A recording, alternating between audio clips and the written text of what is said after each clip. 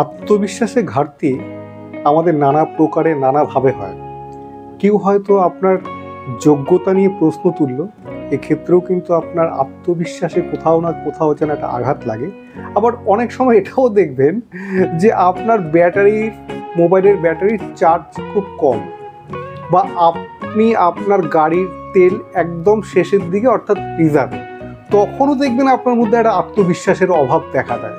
যখন আপনার battery full charge হয়ে গেল, গাড়িতে আপনার ফুল তেল, দেখবেন আপনার মধ্যে একটা অদ্ভুতভাবে একটা আলাদা একটা কনফিডেন্স কিন্তু চলে আসলো।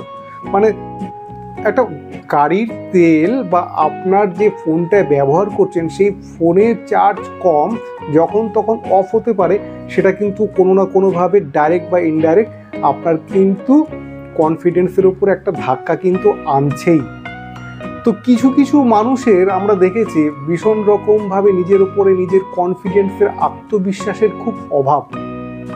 এই ধরনের যারা আত্মবিশ্বাসের অভাবের তাদের জানতে হবে এদের রবি কিন্তু খুব দুর্বল।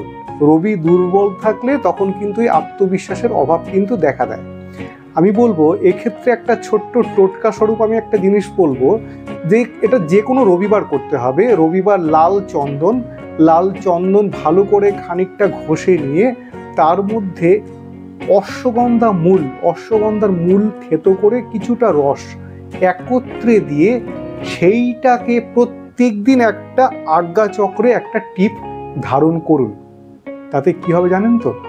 আপনি আপনার নিজের অজান্তেই বুঝতে পারবেন যে আপনার মধ্যে একটা প্রবলভাবে একটা কনফিডেন্স, একটা আত্মবিশ্বাস কিন্তু ফিরে এসছে, যেটা আপনি আপনার অজান্তেই একটা কনফিডেন্সের অভাব দেখা দেয়, যেটা বললাম ফোন বা গাড়ির থেকে। ঠিক এইরকম নিজের অজান্তেই আপনি বুঝতে পারবেন যে আপনার মধ্যে একটা অদ্ভুত কনফিডেন্স লেভেলটা কিন্তু অনেক বেড়ে গেছে।